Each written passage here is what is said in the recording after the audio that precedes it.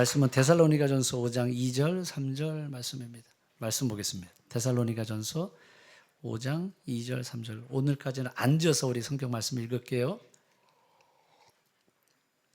우리 함께 읽도록 하겠습니다. 시작.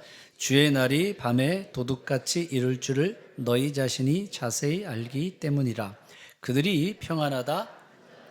그때 임신한 여자에게 해산의 고통이 이름과 같이 멸망이 갑자기 그들에게 이르리니 결코 피하지 못하리라.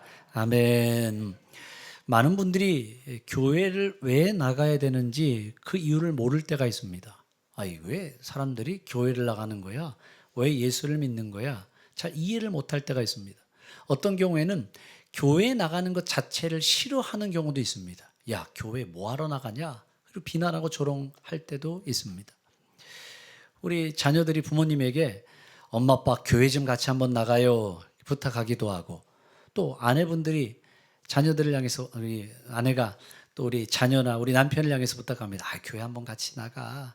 우리 주변에 있는 분들에게 교회 한번 같이 나가요 이렇게 부탁을 해도 다른 건 다 들어주는데 이 부탁 하나만큼은 안 들어줄 때가 참 많이 있습니다.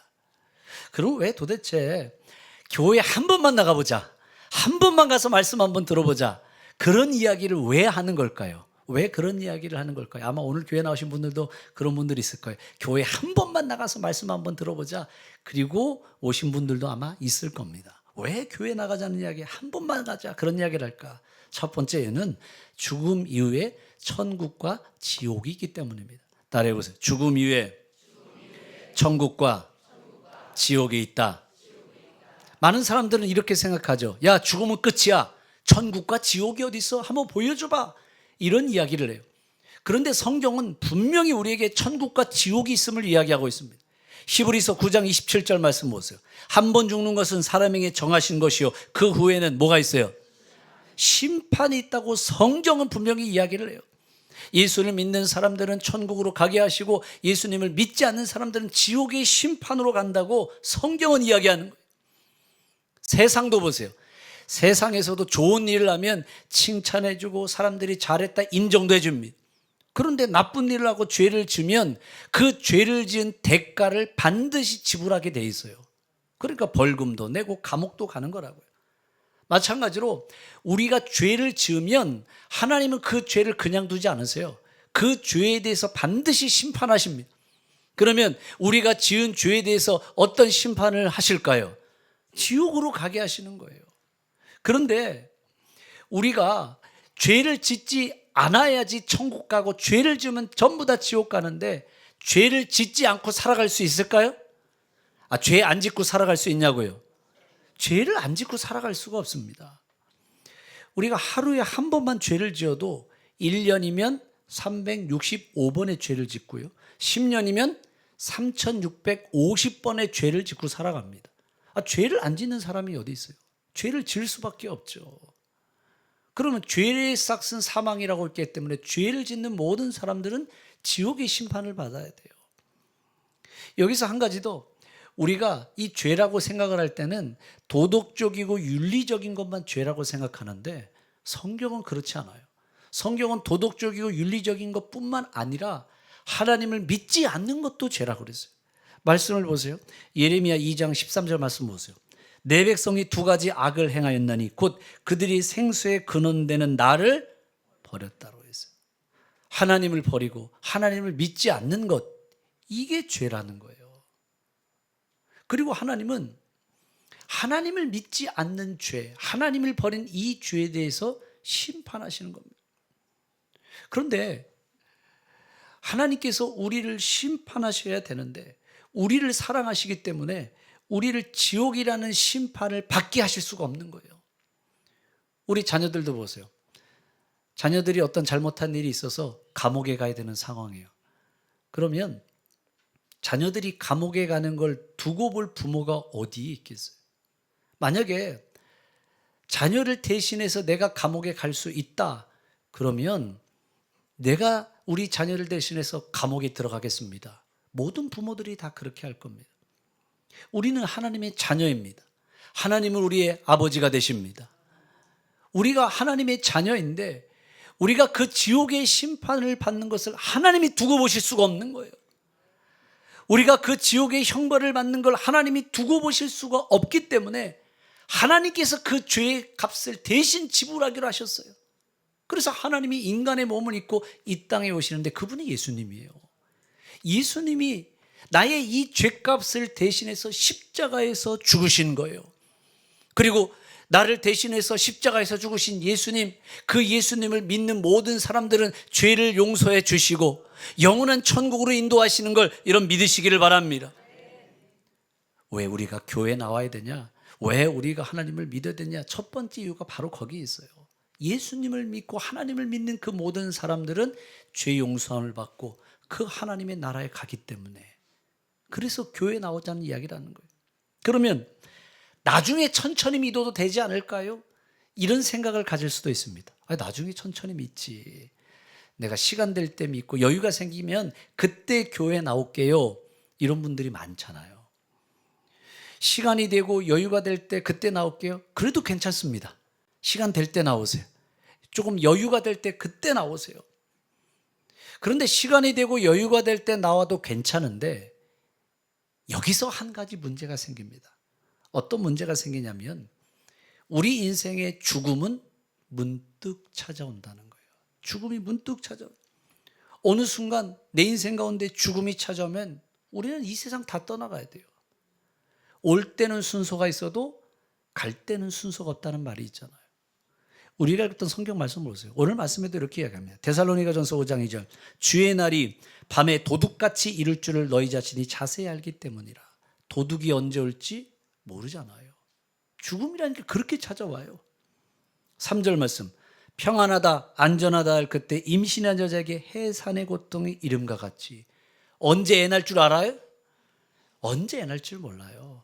언제라고 대충 예정일이 있지만 어디까지나 예정일일 뿐이지 언제 애 날 줄 몰라. 죽음이 그렇게 문득 우리 인생 가운데 찾아오게 돼 있어요. 언제 내가 영원히 살겠다? 영원히 살 수 있는 게 아니라는 거예요.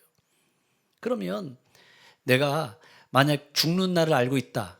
그러면 죽기 전에 예수 믿으면 되지. 죽기 전에 교회 나오면 되지. 그런데 언제 죽을 줄 알아요? 언제 죽을 줄 아는 사람이 어디에 있어요? 아무도 모르죠. 죽음은 문득 찾아오는데.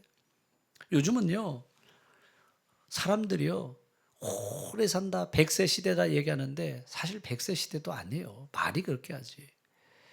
우리나라의 통계를 봤어요. 통계 보니까 우리 연세 드신 분들 이제 생존 확률에 대한 통계가 있더라고요. 죄송해요. 이게 통계예요. 통계 어디까지나. 이런 얘기가 있어요. 70세는 생존 확률이 몇 퍼센트? 86%. 그러니까 100명 중에 86명은 살고 14명은 돌아가신다는 이야기예요. 75세는 생존 확률이 몇 퍼센트예요? 54%. 75세만 되면 생존 확률이 반으로 떨어져. 80세는 몇 퍼센트? 30%. 85세는 15%. 90세는 5%예요. 5%. 나이가 들면 들수록 생존 확률이 점점 떨어질 수밖에 없는 거죠. 하루에, 여러분, 하루에 돌연사로 죽는 사람이 숫자가요, 평균 70명이라고 합니다. 돌연사로 갑자기 죽는, 막 심근경색이 오든지 그렇게 돌연사로 죽는 사람이 하루에 70명, 1년이면 22,000명, 10년이면 22만 명. 한 해의 교통사고로 세상을 떠나는 사람이 3,000명이에요. 3,000명. 죽음은 문득 찾아오는 거예요. 죽음은. 이 사진을 한번 보세요. 얼마 전에 초등학교에 있었던 사건입니다. 초등학교 인근 근처에 공장이 하나 있었습니다. 그 공장에 1.5톤 이 철판 코일이잖아요. 이 철판 코일을 이 지게차가 내리는 도중에 실수로 떨어뜨린 거예요. 그러면서 1.5톤의 이 코일이 언덕을 타고 떼굴떼굴 굴러 내려갔는데 때마침 초등학교가 끝났을 때였습니다. 그때 아이들이 집으로 가고 있는데 뒤에서 1.5톤 코일이, 철판 코일이 올라오는 걸 그걸 못 본 거예요. 그러면서 아이 3명을 깔고 뭉개버렸어요. 그때 1명의 아이가 죽었고요. 2명의 아이는 큰 중상을 입게 됐어요. 아침에 학교 갈 때 엄마 학교 다녀올게요. 엄마가 이랬을 거예요. 그래, 학교 잘 다녀오고 학교 가면 선생님 말씀 잘 듣고 친구들이랑 싸우지 말고 차 조심하고 그리고 학교 끝나면은 빨리 집으로 돌아와. 이렇게 이야기를 하고 떠나 보냈는데 학교가 끝나고 난 다음에 돌아온 연락이 아이가 죽었다는 이야기예요. 그것도 저 철판에 깔려서 죽었다는 그런 이야기를 들었을 때 부모의 심정이 어땠을까? 부모의 심정이 어떻겠어요? 그 가슴이 찢어지고 무너지지 않을까요? 우리도 저 이야기를 들을 때 아이고 어떡하냐, 아이고 어떡하냐. 저 이야기를 듣는 우리도 이렇게 가슴이 먹먹한데 그 부모의 심정은 어떻겠어요? 아이라고 해서 더 오래 사는 거예요? 우리 인생의 죽음은 문득 찾아오게 돼 있어요. 그렇다면 죽음 이후를 준비해야 되지 않을까요? 천국과 지옥은 반드시 존재하는데 죽음 이후를 준비해야죠. 많은 분들이 사고 날 걸 대비해서 보험 들잖아요. 아마 다 보험 하나씩 다 들어두셨을 것 같아요. 실손보험, 뭐 암보험, 뭐 종신보험, 보험 하나씩 들어요. 혹시라도 모를 사고를 대비해서 보험을 드는데, 그렇게 본다면 여러분, 우리 육신을 위해서 보험을 드는데 영혼을 위한 보험은 왜 들지 않으시는 거예요? 육신을 위한 생명보험을 드는 것처럼 영혼을 위한 생명보험을 들어야 되지 않을까요? 영혼을 위한 생명보험을 들어두셨습니까? 영혼을 위한 생명보험을 가입해야 돼. 우리 공주교회 성도들이, 오늘 새로 나오신 우리 모든 분들이 육신의 생명보험만 들지 마시고 영혼을 위한 생명보험에 가입할 수 있기를 주님의 이름으로 축복합니다. 그런데 그 영혼을 위한 생명보험을 가입하는 거 어렵지 않아요. 그 영혼을 위한 생명보험에 가입하는 가입증서는 믿음의 가입증서입니다. 믿음의 가입증서, 믿음의 보험증권만 있으면 되는 거예요. 그래서 그 천국 문 앞에 섰을 때 주님 앞에 무엇을 내밀면 될까요? 가입증명서, 보험증권 내밀어야지. 그 보험증권은 믿음이라고 하는 보험증권이에요. 우리 공중의 모든 성도들이, 오늘 새로 나오신 모든 분들이 믿음의 보험을 가입하십시오. 믿음의 생명보험을 가입하십시오. 그래서 우리 모두 다 오늘 그 하나님 나라에 다 같이 들어갈 수 있기를 주님의 이름으로 축복합니다. 세 번째, 왜 한 번만이라도 교회 나오라고 할까요? 왜 한 번만이라도 교회 나오세요? 하나님이 힘과 능력을 주시기 때문이에요. 따라해보세요. 하나님이 힘과 능력을 주신다. 데살로니가전서 5장 23절 말씀은 이렇게 이야기를 합니다. 읽어보겠습니다. 시작. 평강의 하나님이 친히 너희를 온전히 거룩하게 하시고 또 너희의 온 영과 혼과 몸이 우리 주 예수 그리스도께서 강림하실 때 흠없게 보존되기를 원하노라. 우리의 영, 혼, 육이 있단 말이에요. 우리의 영, 혼, 육이 있는데 하나님께서 우리의 영, 혼, 육이 흠없이 보존되게 하신다라는 거예요. 이걸 다른 말로 말하면 전인적 구원이라고 말하는 거예요. 따라해 보세요. 전인적 구원. 우리는 구원하면 우리의 영혼만 구원받는 걸 생각해요. 그러나 하나님의 구원의 역사는 영혼만이 구역이 아니라 육의 구원, 다시 말하면 우리의 삶의 모든 영역에 구원의 역사가 있는 걸 여러분 믿으시기를 바랍니다. 고난 가운데서도 우리를 구원해 주시잖아요. 질병 가운데서도 우리를 구원해 주시고 낙심과 절망의 상황 속에서도 우리를 다시 일으켜 세워주십니다.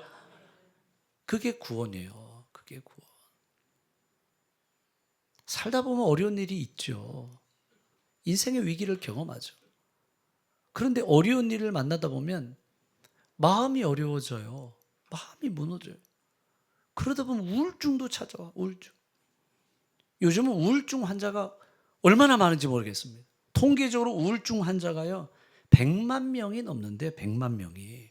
그런데 그것도 조사된 숫자가 그런 거지 밝히지 않은 숫자는 훨씬 더 많을 겁니다. 그런데 이 우울증의 통계를 한번 보세요. 여성이 훨씬 더 우울증이 많더라고요. 그리고 연령대를 보세요. 이 연령대 속에서 참 제가 이 통계를 보면서 깜짝 놀란 게 20대였습니다. 20대. 20대의 우울증이 전체의 몇 퍼센트를 차지해요? 18.6%. 거의 20%에 육박하잖아요. 깜짝 놀랐어요. 청년이라고 하면은 힘이 있고 능력이 있고 건강하고 앞에 미래가 창창하게 열려 있잖아요.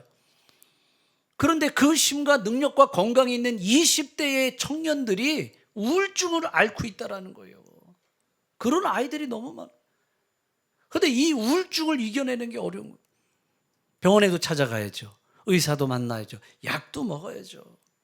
그런데 우리가 이 우울증의 마음들을 이겨내기 위해서 하나님의 도우심이 필요한 거예요.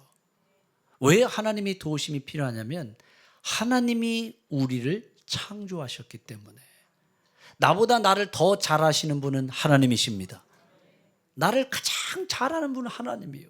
하나님이 나를 만들었기 때문에. 우리가 많이 알고 있는 예화 중에 이런 이야기가 있잖아요. 헨리 포드에 대한 예화가 있잖아요. 어떤 사람이 자동차 정비공입니다. 차를 타고 가는데 자동차가 고장이 나서 길 한복판에 멈춰서게 됐어요. 본넷을 열어보고 이게 차가 뭐가 고장이 났나 두리번 쳐다보고 있어요. 때마침 자신의 옆으로 어떤 차가 한 대 서더니 그 차에서부터 나이가 많이 든 노신사가 차에서 내렸습니다. 그러면서 이렇게 얘기하는 거예요. 내가 한번 봐줘도 되겠습니까? 그러자 이 젊은 친구가 우습게 하는 거죠. 내가 자동차 수리공이 정비 기사인데 이 어르신이 뭘 안다고 이러실까? 이 이야기 많이 들어보셨잖아요. 그런데 이 연세 많이 된 노신사가 이것저것 만드니까 금방 자동차 시동이 걸리는 거예요. 그리고 알고 보니까 그 사람이 누구였어요? 그 자동차 만든 회사의 사장 헨리 포드. 포드 자동차가 있잖아요. 헨리 포드에 있다는 이야기 많이 들어본 이야기잖아요. 만든 사람이 잘 아는 거예요. 만든 사람이. 나를 만드신 분은 하나님이십니다. 하나님은 창조주 하나님이 되십니다. 그분은 전능하신 하나님이십니다. 내 마음이 고장났을 때 내 마음을 고쳐주시는 분은 하나님이세요. 내 육신에 질병이 있을 때 내 육신의 질병을 고쳐주시는 분도 하나님이십니다. 내가 기가 막힐 웅덩이와 수렁 속에 빠졌을 때 그 속에서부터 나를 구원해 주시고 나를 건져 주시는 분도 하나님이십니다. 하나님밖에 없는 거예요. 하나님은 내 머리털까지도 세신 바 됐다고 그랬어요. 머리털을 셀 수가 없습니다. 아무리 과학이 발달해도 우리 머리카락을 셀 수 없다고 그래요. 그런데 하나님은 우리의 머리카락까지도 세신다고 이야기했어요. 그분은 전능하신 분이시기 때문에, 그분은 완전하신 분이시기 때문에. 그래서 하나님의 도움을 구하십시오. 하나님의 도움을 구하십시오. 하나님의 도움을 구하면 하나님은 그 도움을 외면하지 않으십니다. 어려움 속에서 힘을 내게 하시고 일어서게 하시고 다시 능력을 부어주시는 걸 여러분 믿으시기를 바랍니다. 그래서 우리가 하나님을 믿고 주님을 믿는 거예요. 세상의 사람들은 이렇게 생각을 하죠. 아마 오늘 교회 나오신 분들, 새가족들 중에도 이런 생각을 가진 분들이 아마 계실 것 같아요. 교회 나가면 아무런 사고가 일어나면 안 되지. 교회 나가면 그런 병에 걸리면 안 되지. 교회 나가면 사업이 망하면 안 되지. 교회 다니는 사람을 향한 그런 생각들을 가지고 있어요. 교회 다니면 만사형통 다 잘 되는 거 아니야? 그렇지 않아요. 교회를 나와도 어려움을 당합니다. 교회를 나와도 고난이 있어요. 교회를 나와도 질병을 경험하고 교회를 나와도 어떤 때는 망하기도 합니다. 그런데 다른 차이가 한 가지 있어요. 다른 차이가 뭐냐면 우리 인생에도 똑같이 어려움이 있지만 그 어려움 속에서도 일어나가게 하십니다.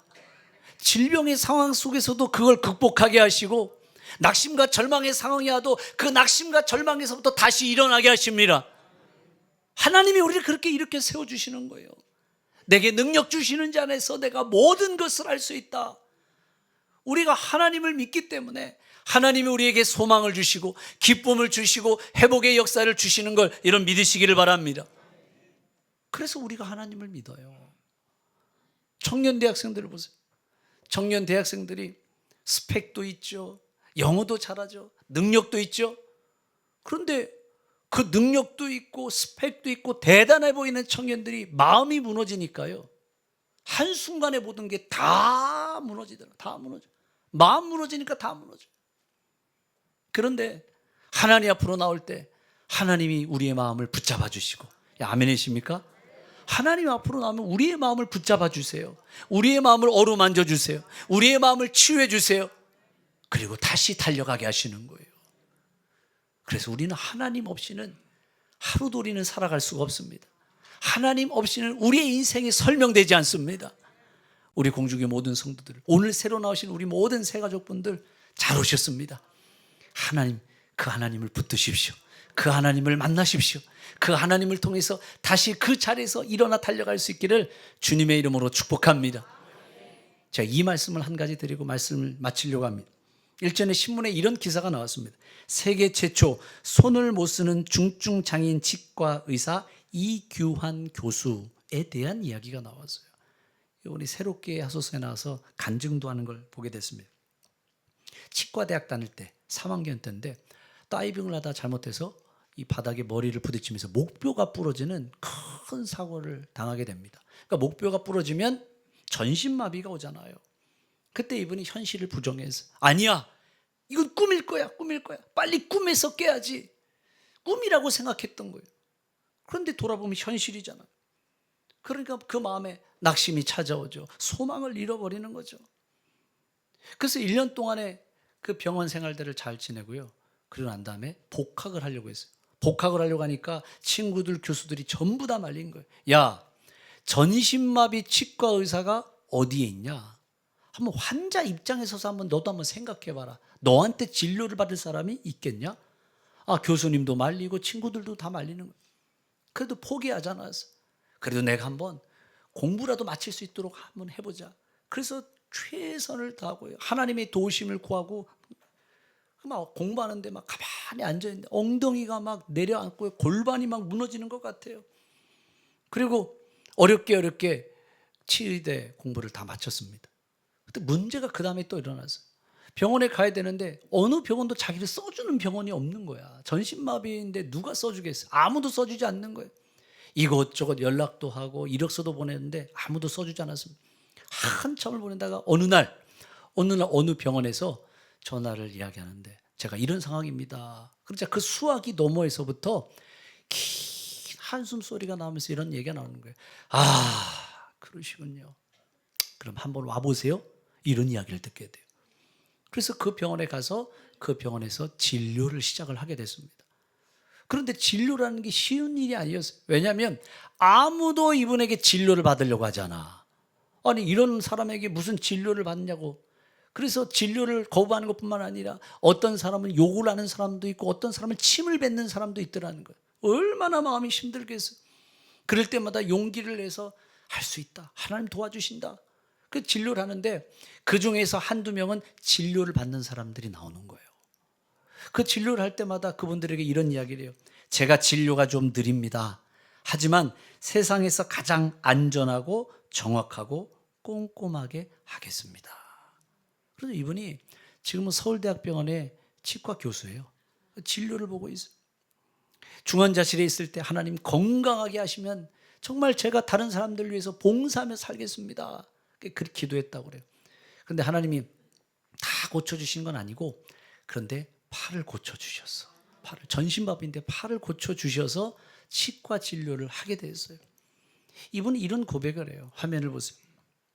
이분이 이야기할 때 인생은 아무리 계획해도 계획대로 되지 않아요. 건강한 치대생이 전신마비가 될 것은 상상조차 하지 못했어요. 한치 앞을 모르는 인생이기에 다시 나를 살려주신 나의 삶이 하나님이 열어주시는 길만 따라 순종하며 살려고 합니다. 하나님께서 다시 살리길 잘했네 라고 느끼시도록 열심히 살겠습니다. 나중에 하나님께로 가면 잘했어, 고생했다, 그 한마디 들었으면 좋겠습니다. 여러분, 예수를 믿는다고 해서 고난이 없을까요? 예수를 믿어도 고난이 있습니다. 어려움이 있습니다. 그런데 그 고난 속에서 이길 힘을 주십니다. 그 어려움 속에서 소망을 갖게 하십니다. 기쁨을 얻게 하십니다. 오늘 우리 교회에 나오신 우리 새가족 여러분 잘 오셨습니다. 오늘 우리의 만남이 주님 안에서의 복된 만남인 것뿐만 아니라 주님을 꼭 만나십시오. 주님을 붙드십시오. 주님을 통해서 어려움 속에서 다시 일어나고 주님을 통해서 삶의 소망을 갖고 다시 한번 기쁨을 얻을 수 있는 우리 모든 성도님들 그리고 오늘 오신 새가족 우리 모든 분들 되기를 주님의 이름으로 축복합니다.